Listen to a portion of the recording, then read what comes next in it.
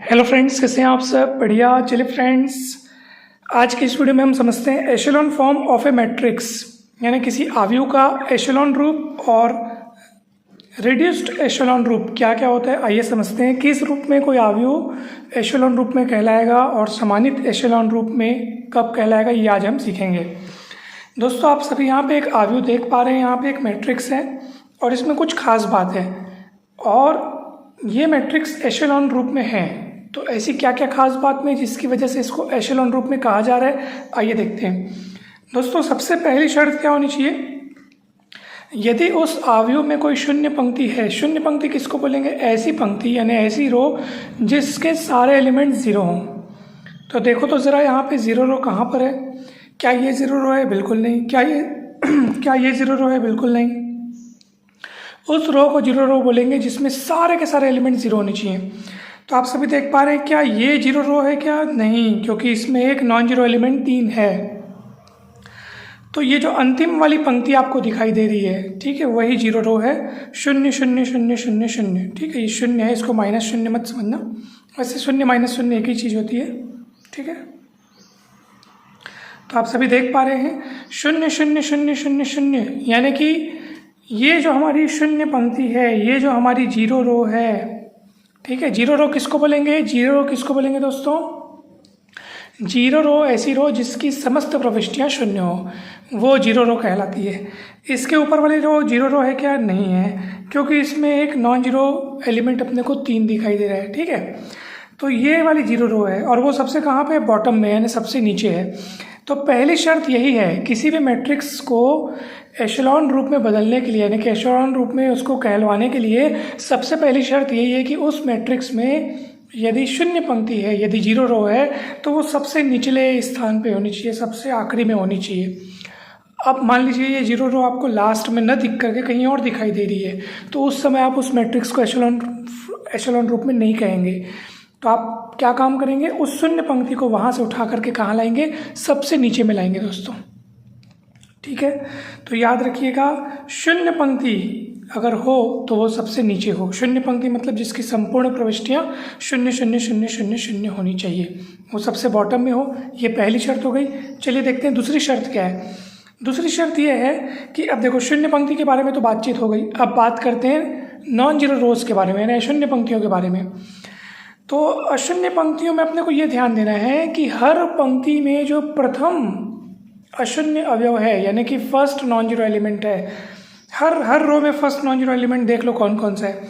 First row में पहला non zero element ये है, सेकंड रो का पहला नॉन जीरो एलिमेंट ये है। पहला नॉन जीरो एलिमेंट उसको बोलेंगे जिसके पहले सारे शून्य हो।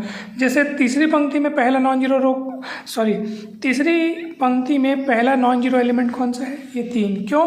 क्योंकि इसके पहले के सारे क्या है? शून्य है। इसके बाद अपने को शून्य दिख सकते हैं, नहीं भी दिख सकते हैं, कोई दिक्कत नहीं। जैसे यहाँ पे इनमें से कोई एक शून्य हो सकता है, नहीं भी हो सकता है, कोई प्रॉब्लम नहीं है।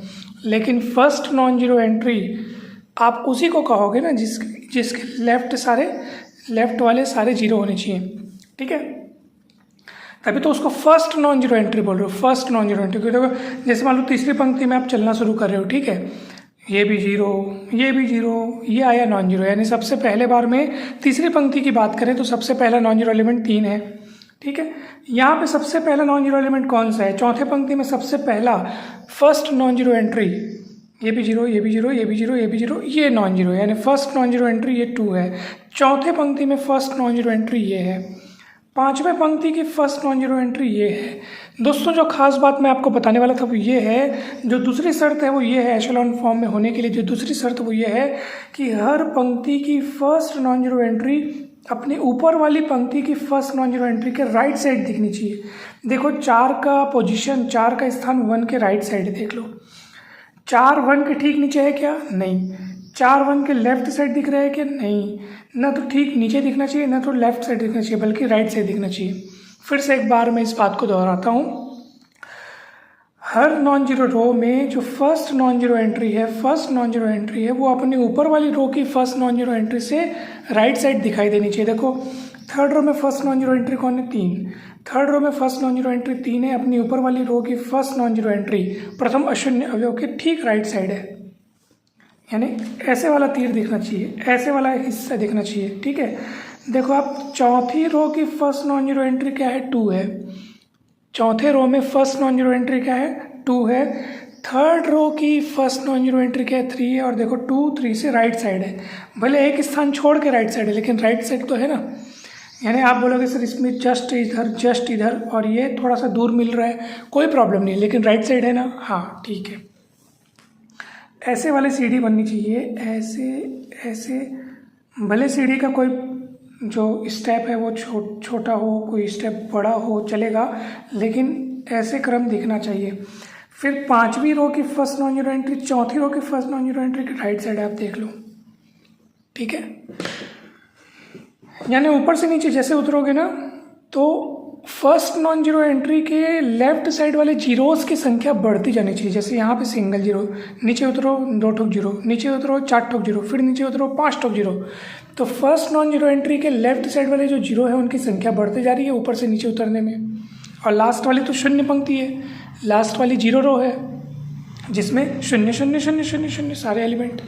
तो दोस्तों कोई भी मैट्रिक्स एशेलॉन फॉर्म में होगा उसकी 2 शर्तें अब आपको समझ में आ गई होंगी। पहली शर्त क्या है, यदि उस मैट्रिक्स में जीरो रो है, जीरो रो किसको बोलेंगे, जिसके सारे एलिमेंट 0 0 होने चाहिए। देख लो 0 से शुरुआत हो रहा है, 0 0 0 0 0 0 सारे के सारे 0। ठीक है, तो उस मैट्रिक्स में यदि जीरो रो है तो वो सबसे बॉटम में होनी चाहिए, सबसे नीचे होनी चाहिए। और हर नॉन जीरो रो क्यों बोल रहे हैं, क्योंकि हर रो में आप देख लो, लास्ट वाले को छोड़ के हर रो में आप देख लो कम से कम एक नॉन जीरो एलिमेंट मिलेगा, इसलिए वो नॉन जीरो रो है। ठीक है, तो हर नॉन जीरो रो की फर्स्ट नॉन जीरो एंट्री अपनी ऊपर वाली रो की फर्स्ट नॉन जीरो एंट्री से राइट साइड होनी चाहिए। तो ये एशेलॉन फॉर्म हुआ। अब रिड्यूस्ड एशेलॉन फॉर्म क्या है वो देख लो।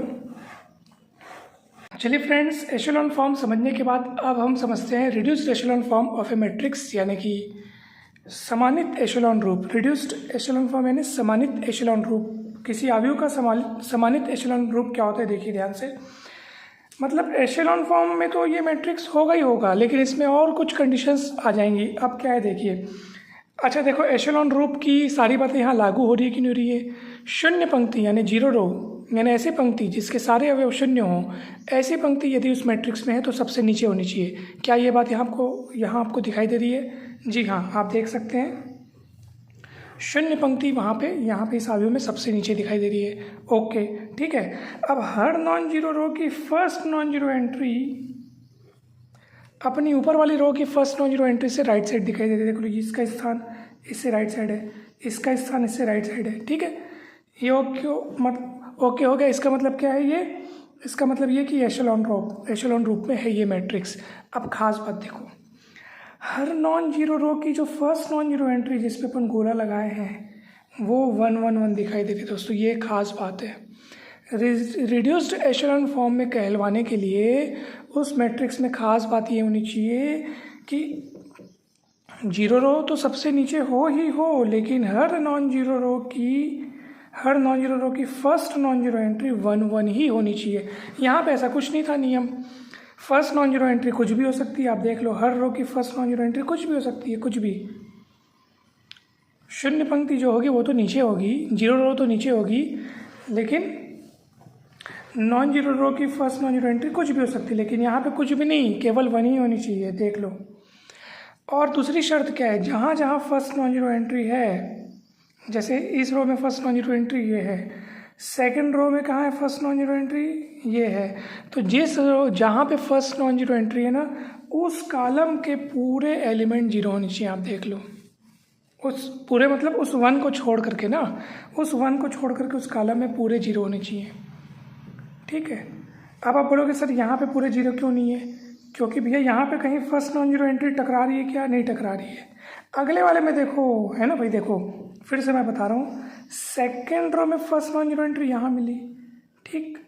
थर्ड रो की फर्स्ट नॉन जीरो एंट्री यहाँ नहीं मिल रही, यहाँ मिल रही है, इसलिए इनका जीरो होना जरूरी नहीं है दोस्तों। तीसरी रो में फर्स्ट नॉन जीरो एंट्री अपने को यहाँ मिली है, तो जहाँ फर्स्ट नॉन जीरो एंट्री मिल रही है ना, फर्स्ट नॉन जीरो एंट्री, उस एंट्री के ऊपर और नीचे यानी उस अवयव को छोड़ करके वो अवयव कितना होना चाहिए? 1 होना चाहिए। और उसके अलावा उस कॉलम में बाकी सब लोग जीरो होनी चाहिए। वो 1 बाकी जीरो, वो 1 बाकी जीरो, वो 1 बाकी जीरो, ठीक है। और लास्ट में ये जीरो होना ज़रूरी क्यों नहीं, क्योंकि यहाँ पे अपने को ये वाले इसमें कहीं दिख रहा है कि फर्स्ट नॉन जीरो एंट्री नहीं दिख रहा है। फर्स्ट नॉन जीरो एंट्री को गोला लगाने के बाद आप चेक कर लो कि जहाँ जहाँ गोला लगा है उस कॉलम में सारे अवयव शून्य है दोस्तों। तो इस मैट्रिक्स को बोलते हैं रिड्यूस्ड एशेलॉन फॉर्म वाला मैट्रिक्स। तो इससे थोड़ा सा ये इसमें एडवांस्ड चीज़ें हैं, ठीक है। तो मुझे उम्मीद है आपको ये दोनों चीज़ें समझ में आ गई होंगी। एशेलॉन रूप और रिड्यूस्ड एशेलॉन रूप दोनों इंपॉर्टेंट चीज़ें हैं। आगे के वीडियोज़ में हमको इन्हीं के बेसिस पे अगले टॉपिक्स पढ़ने हैं दोस्तों। तो बहुत इंपॉर्टेंट आगे के टॉपिक्स, ज़रूर बने रहिए चैनल के साथ दोस्तों। वीडियो अच्छा लगे तो जरूर लाइक करें, चैनल को सब्सक्राइब कर, वीडियो को जरूर शेयर कीजिएगा, कमेंट करके जरूर बताइएगा कि ये वीडियो आपको कैसा लगा। बीएससी के सभी सेमेस्टर्स में ये चैनल आपको बहुत काम आएगा, तो जरूर सब्सक्राइब कर लें। आप सभी को बहुत बहुत धन्यवाद। जल्द ही मिलते हैं हम नेक्स्ट वीडियोज़ में।